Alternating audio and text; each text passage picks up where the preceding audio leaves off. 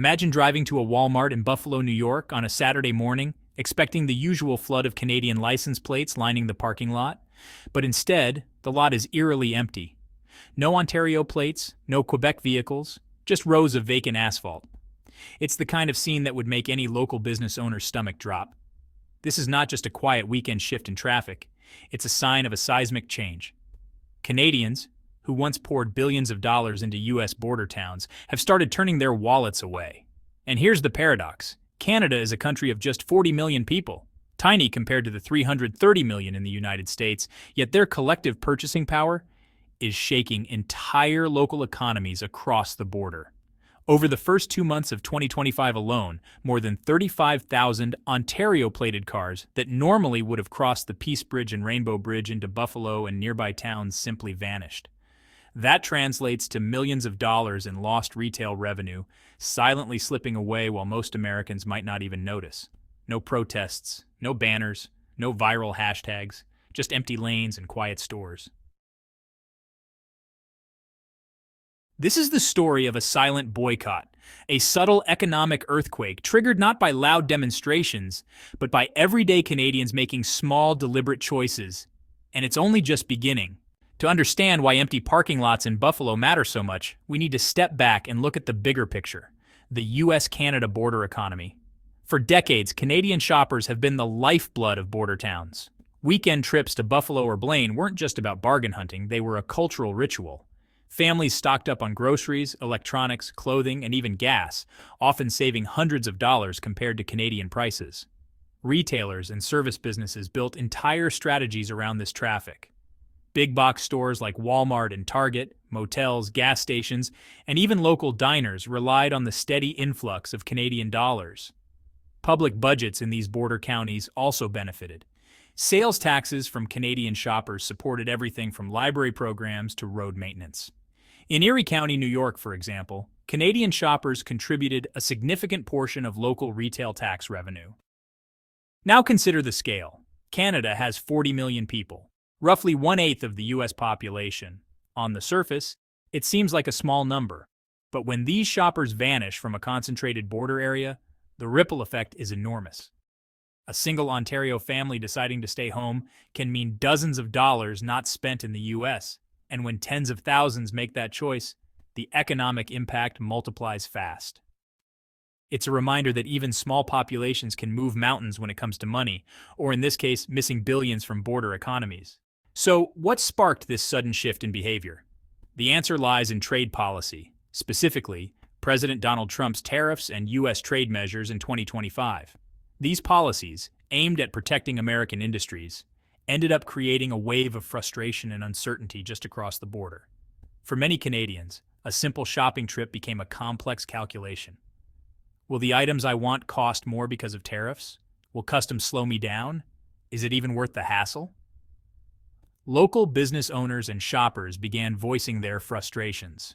One Buffalo motel owner told reporters, "Our weekend occupancy has plummeted. Canadians aren't crossing anymore, and we're feeling it in every corner of this town." Meanwhile, families preparing for their routine weekend shopping trips realized that even small purchases were suddenly more expensive once tariffs, taxes, and exchange rates were added. The emotional weight of these policies can't be overstated. It's not just about dollars and cents, it's about trust. Canadians felt targeted and unwelcome, while U.S. retailers saw their loyal customer base evaporate almost overnight. In effect, the tariffs lit a fuse, and Canadians' wallets quietly delivered the explosion. The impact of this silent boycott is impossible to ignore when you look at the border crossings themselves. Take the Peace Bridge between Fort Erie, Ontario, and Buffalo, New York. This bridge used to be a river of Canadian vehicles every weekend, a steady pulse of economic activity. But in February and March of 2025, traffic plummeted. More than 35,000 Ontario-plated cars that normally would have crossed simply didn't show up. The Rainbow Bridge connecting Niagara Falls saw a similar drop of nearly 30,000 vehicles. The difference is striking. Where lines of cars and SUVs once snaked toward U.S. stores, now there were gaps, empty lanes, and an eerie quiet. Parking lots that were previously jammed, Walmart Walden Avenue, Target in Blaine, sat half empty. Some stores even closed earlier than usual. Foot traffic evaporated almost overnight, transforming bustling retail strips into ghost towns. This visual reality makes the stakes tangible. It's one thing to talk about tariffs or lost revenue in numbers. It's another to see the effects in real life: shuttered storefronts, empty lots, and the absence of the familiar Ontario license plates that once symbolized cross-border spending power. The story isn't just in the statistics. It's on the asphalt, in the store aisles, and on the closed doors of businesses that rely on Canadian shoppers. The emptiness at the bridges quickly translated into hard losses for major U.S. retailers.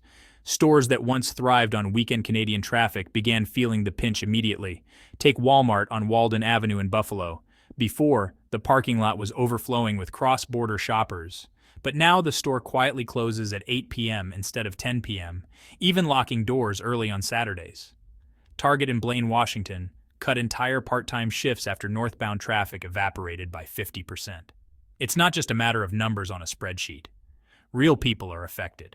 Employees who depended on consistent weekend hours suddenly face reduced shifts, while managers scramble to adjust inventory and staffing to match lower foot traffic. Macy's, though farther from the border, also reported slumping sales in stores historically popular with Canadians, forcing them to rethink staffing schedules and promotional campaigns. This retail fallout illustrates the fragility of border-driven commerce. When Canadian shoppers pull back, the consequences ripple outward: fewer hours for workers, reduced revenue for stores, and even smaller incentives to invest in new locations. What was once a predictable weekend surge is now a financial gamble, showing just how dependent U.S. retailers are on Canadian wallets. The impact of Canadian shoppers skipping U.S. trips doesn't stop at big-box stores. It ripples through every corner of border towns, hitting small businesses and local governments hard. Gas stations that once sold out every weekend now see empty pumps. Motels that depended on cross-border tourists face vacancy rates as low as 38%, even after slashing room prices by 15%. Souvenir shops, diners, and local coffee stands that thrived on weekend crowds have been forced to cut staff or close early, leaving neighborhoods quieter and less vibrant. The effect also extends to public budgets. In Erie County, New York, officials have watched sales tax revenue plunge by 7% in just the first 6 weeks of 2025. A $4.9 million hit. This is more than just a number. It means roads, libraries, and public services are being delayed or reduced. Projects once taken for granted, like snow plowing, infrastructure repairs, or community programs, now compete for a shrinking pool of funds. Even police departments rely on these taxes for a significant portion of their budget. To put it in perspective, each Ontario-plated car that turns around in Toronto robs Buffalo of dozens of dollars in revenue. Multiply that by tens of thousands of vehicles each month, and suddenly, entire towns feel the strain. It's a chain reaction. Fewer shoppers lead to smaller sales, fewer employees, and tighter local budgets, showing that the silent boycott isn't silent to the people living and working in these communities. Even before Canadians step foot into a U.S. store, the math for a weekend shopping trip has shifted dramatically. The week loonie, which in 2025 sits around $0.733 US dollars, immediately eats into the value of every Canadian dollar spent south of the border. Fuel prices are higher, averaging $1.55 Canadian per liter after Ottawa's carbon tax repeal, and bridge tolls have doubled for travelers without an easy pass, $8 instead of $4. Add in tariffs on U.S. origin goods, customs inspections, and HST charges, and a simple grocery trip can easily cost a family over $200 Canadian before they even enter a store. What was once a bargain hunting adventure now feels like a financial headache. Canadians are realizing that the combined weight of currency conversion, taxes, tariffs, and tolls can erase any savings they hoped to gain by crossing the border. Even a trip that promised a few dollars worth of bargains can quickly turn into a net loss. This financial calculus is forcing a change in behavior. No longer is it just about patriotism or principle, it's about practicality. Staying home and shopping domestically can save money, reduce stress, and avoid the hassle of customs delays. The silent boycott becomes both emotional and rational, driven by a clear-headed calculation. Crossing the border is simply too costly, and the American bargains are no longer worth it. With cross-border trips becoming less attractive, Canadian retailers have seized the opportunity to keep shoppers home. Walmart Canada, for example, rolled out sweeping everyday price cuts across hundreds of staple items. The company highlighted that families of four could save more than $450 Canadian annually just by sticking to domestic stores. This strategy isn't just about competing with U.S. prices. It's about convenience, predictability, and creating a sense of loyalty among Canadian shoppers. Other major chains quickly followed suit. Loblaw, Metro, and Sobeys plastered price freeze signs across their shelves, locking in costs for essential goods like milk, eggs, and bread. This move reassured consumers that staying local didn't mean paying more. For many families, the difference between a short drive across the Peace Bridge and a trip to their neighborhood supermarket became stark. Domestic stores offered comparable pricing without the hidden costs of fuel, tolls, tariffs, and currency conversion. Smaller regional retailers also benefited. Local grocery stores, specialty shops, and even boutique outlets saw traffic increase as Canadians shifted their buying habits. Where once shoppers might have driven to Buffalo or Niagara Falls for better deals, now they found competitive options in their own cities. This pivot strengthened local economies and made Canadian spending more self-contained, creating a feedback loop. The more Canadians shopped at home, the more these chains invested in pricing, promotions, and convenience services. Even beyond groceries, this shift extended into other sectors like pharmacies, electronics, and fashion.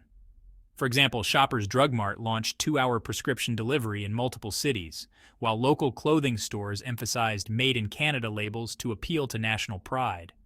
Combined, these moves didn't just stop Canadians from shopping abroad, they made staying home a smarter, easier, and more satisfying choice. The domestic retail pivot has become a central pillar in this silent economic revolution. The shift in Canadian shopping habits isn't only about money, it's also about identity and pride. More Canadians are consciously choosing products made at home, seeing their purchases as both a financial decision and a subtle political statement.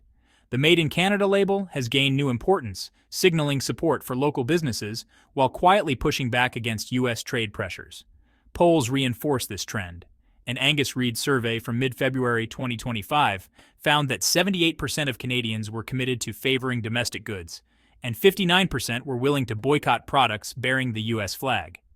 From everyday essentials like milk to high-end prairie jeans, the maple leaf is becoming a symbol of resilience and self-reliance in the marketplace. This sentiment is no fleeting trend. It's influencing long-term consumer behavior.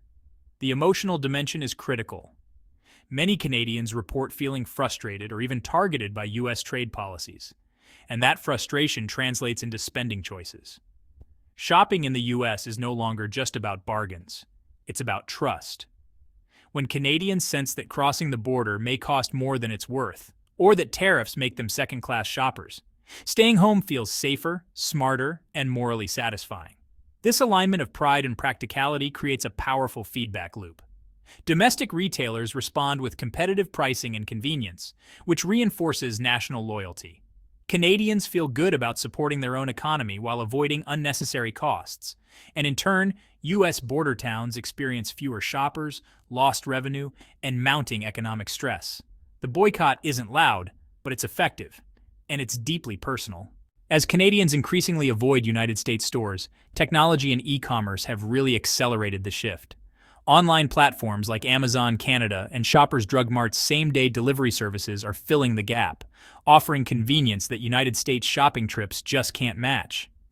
Families can now order groceries, electronics, or prescriptions from home and receive them within hours, totally avoiding the hassle of bridge tolls, customs inspections, and those unpredictable currency rates. Even high-end and luxury items are feeling the impact. Apple stores near the border, like the Walden Galleria location in Buffalo, have seen a 25% drop in customer check-ins as Canadians opt for local retailers or online orders. Electronics, which were once a major draw for cross-border shoppers, are now being purchased through Canadian e-commerce channels, often with free shipping and local warranties, further reducing the incentive to cross the border. This convenience extends to services as well. Shoppers Drug Mart introduced 2-hour prescription delivery in multiple cities, while Canadian supermarkets expanded click and collect and home delivery options. The result is a wall of accessibility that keeps money in Canada and cuts off traffic to United States towns. Even membership-based warehouses like Costco and Sam's Club are seeing declines as Canadians weigh convenience and cost against the hurdles of cross-border trips.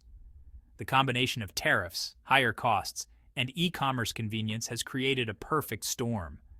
Canadians no longer need to travel for savings or variety. They can get both at home. This technological shift doesn't just complement the silent boycott. It makes it far more effective, embedding new habits and ensuring that billions of Canadian dollars quietly reroute away from United States border towns. The silent boycott isn't limited to groceries, electronics, or big-box stores. It's spilling over into nearly every sector that relied on Canadian spending. Fast food chains like McDonald's, Wendy's, and Burger King have reported significant declines in weekend sales at locations near the border. Canadians who once stopped for a quick lunch on their trips now dine at home or try local alternatives, costing these restaurants hundreds of millions in lost revenue. Fashion and luxury markets are also feeling the pinch. Niagara, New York Gucci outlets lament losing up to 60% of weekend foot traffic, while domestic Canadian designers and retailers are seeing growth. Stores like Holt Renfrew and Simons have surpassed United States competitors in revenue per square foot for the first time, demonstrating how national pride combined with convenience is really reshaping shopping habits. Pharmaceuticals and electronics follow a similar trend. High-demand products, from iPhones to prescription medications, are now increasingly purchased through Canadian channels. Even major membership-based warehouses like Costco and Sam's Club report membership renewals declining along key border corridors, pushing area revenue to the lowest level since the pandemic. Essentially, every border-centric economic link is vulnerable. Gas stations, motels, souvenir shops, and even United States mailbox rental services are caught in the fallout. The silent boycott extends far beyond retail. It destabilizes the entire service ecosystem that thrives on cross-border traffic. When Canadians choose to spend at home, it's not just stores that suffer. The entire border economy feels the shockwave. What we're seeing along the United States-Canada border isn't just a simple decline in shoppers. It's a cascading economic domino effect. Each missing Ontario license plate represents not just lost retail dollars, but fewer jobs, reduced tax revenue, and shuttered businesses. Part-time positions are cut, hours reduced, and local governments struggle to fund basic services like road maintenance, libraries, and public safety. The effect spreads beyond retail. Gas stations see pumps idle, motels struggle with low occupancy, and souvenir shops that once thrived on weekend traffic now operate with skeleton staff. Even the seemingly small losses, just a few dollars per car in sales tax, start to add up rapidly when tens of thousands of Canadians change their spending habits. In Erie County alone, sales tax revenue dropped 7% in just the first 6 weeks of 2025, which is about $4.9 million US dollars. This silent boycott is powerful precisely because it makes no noise. There are no banners, no chants, no viral campaigns, just consistent, deliberate consumer choices. Canadians are voting with their wallets, staying home, and letting local e-commerce and domestic stores absorb their spending. The result is billions of Canadian dollars quietly rerouting away from the United States while border communities bear the economic fallout. The broader lesson here is clear. Once trust and convenience shift, behaviors change fast, and the consequences ripple across sectors. From retail giants to small service businesses, every part of the border economy is interconnected, and the absence of Canadian shoppers is exposing that network's vulnerability. This is not a temporary hiccup. It's a structural shift with long-term implications. As we've seen, the silent Canadian boycott has quietly reshaped the United States-Canada border economy. Empty parking lots, reduced foot traffic, and declining sales are not just numbers on a report. They are the visible signs of a deeper economic and emotional shift. Canadian wallets are staying home, retailers are adjusting hours, and public budgets are tightening. What started as a reaction to tariffs and trade tensions has evolved into a self-reinforcing cycle of domestic loyalty, convenience, and national pride. Looking ahead, the big question remains, which sector will be hit next? If this trend continues, could we see impacts in autos, medical tourism, or even higher education as Canadians reconsider spending outside their borders? The domino effect is still unfolding, and each choice made by Canadian consumers carries consequences for United States border communities. For viewers, the story isn't just about numbers. It's about understanding how consumer behavior can quietly reshape entire economies. Watching these developments can provide insight into global trade dynamics, economic resilience, and the power of everyday choices. So stay informed and engaged. Like, share, and subscribe to track the evolving saga of cross-border spending and the silent boycott that's changing the rules of the game. The next wave of red numbers is coming, and those who follow closely will see the story before it hits the headlines.